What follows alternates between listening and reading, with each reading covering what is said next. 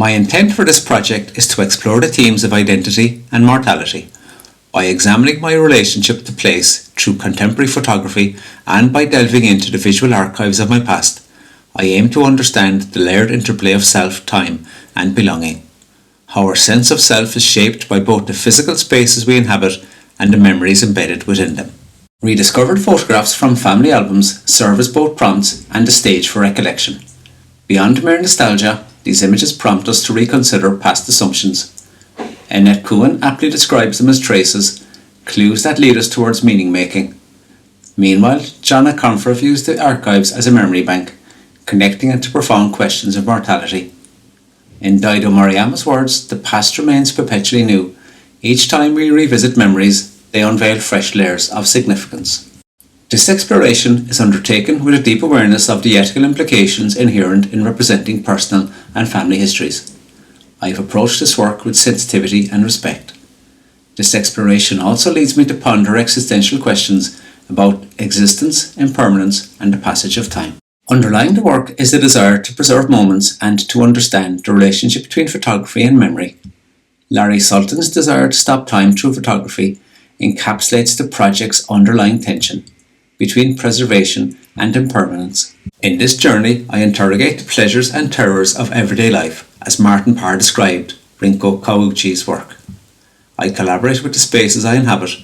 I consider their physicality, colour, form, texture, and how the light transforms them.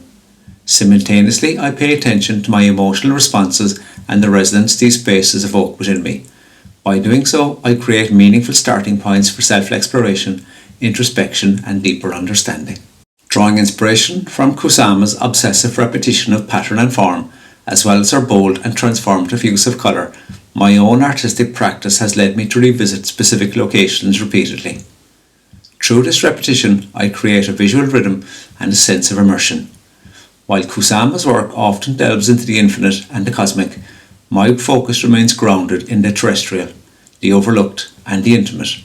Despite these differences, both our practices share a common thread, an exploration of the transformative power inherent in repetition and its ability to alter perception. Moreover, Kusama's evocative colour choices resonate with my own exploration of colour as a means to evoke emotion and transform physical space. An insight from Tim Carpenter in an interview with Sasha Wolf resonated with me. He described how he was moving from focus on subject matter to the question of how am I going to find myself in relation to the world. I likewise find myself seeking to shift my focus from explicit subject matter to the subjective experience, inviting viewers to contemplate their own relationship with the world through my images. In a world of sensory overload, eloquently expressed by Patrick Kavanagh, I seek refuge in secluded environments. These become a sanctuary for experimentation and introspection. By repeatedly revisiting these locations, I strive to cultivate a deeper connection to both the landscape and myself. Through a de-emphasis on explicit subject matter, I have fostered a meditative quality in my work, allowing for introspection and personal growth.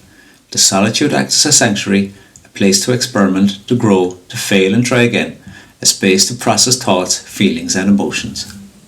Both my professional life as a chemist and my photographic practice are deeply entwined with concerns for both human health and environmental impact. Gary Fabian Miller's candid account of his cancer diagnosis, linked to years of working with the cyberchrome process, serves as a stark reminder of the potential hazards within some forms of traditional photography. While digital technology offers potential environmental advantages, its production and disposal do also, however, pose challenges. To mitigate those concerns, I prioritise sustainable practices in my work. Rooted in local exploration, my practice seeks to balance artistic expression with environmental responsibility. By focusing on photography close to home, I reduce my carbon footprint while immersing myself in the ever-changing Irish landscape. Minimal equipment and walking enhance my connection to the environment and support my well-being. Additionally, I embrace the circular economy by sourcing used camera equipment and exploring innovative low-waste presentation methods. The audiovisual documentary was similarly produced using existing resources. To further explore the sustainability aspects of digital versus analog photography, I experimented with analog processes and printing. By combining these prints with existing magazine imagery, I created new meaning and experimented with photomontage. This process led to the creation of a photo book maquette that showcases my work while prioritising environmental and economic sustainability. I achieved this by repurposing a discarded, unused book from a local gallery. I integrated my images into its pages, transforming the materials into something new and unexpected. Embracing imperfection, I intentionally used lo-fi approach, challenging my perfectionist tendencies. The images were printed small-scale locally using a cheap photo printer. I attached them with leftover masking tape I had available. This unconventional approach invites viewers to reconsider their perceptions, appreciate the beauty in imperfection, and reflect on sustainability and repurposing materials. Drawing inspiration from the Sustainable Strategies Toolbox, I've experimented with appropriation and remixing techniques. By incorporating influences from Edward Hopper and Becton alongside my own imagery, I've created new works.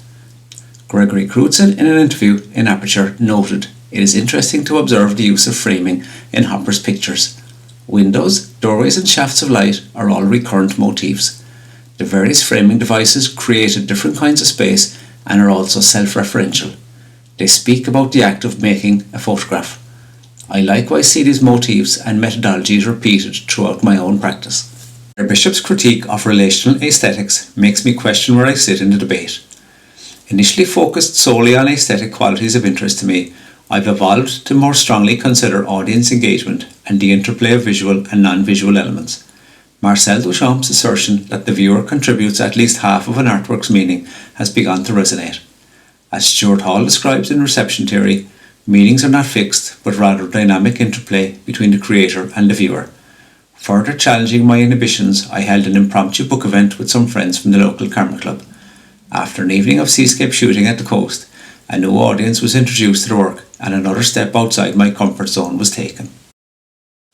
As this work in progress further resolves throughout the MA, I would like not only to create a book of the work, but also identify and execute some further lo-fi exhibitions in the spirit of the laundrettes, buses and canteens exhibition of the 1970s in Britain. My next opportunity for this will be at an open night in the local school in September, where I plan to take advantage of and engage with the public. As I develop my photographic practice across the remaining modules, I will continue to consider factors influencing my work's perception and long-term impact. Creative agency, essential for shaping my personal visual language, will continue to be developed through further experimentation with subject matter and style. The groundwork laid in this module is a foundation for that exploration. I also intend to begin building and collaborating with a local and sustainable professional network, Sample Studios in Cork, having spoken to recent Falmouth MA graduate and studio member Chris Finnegan on this.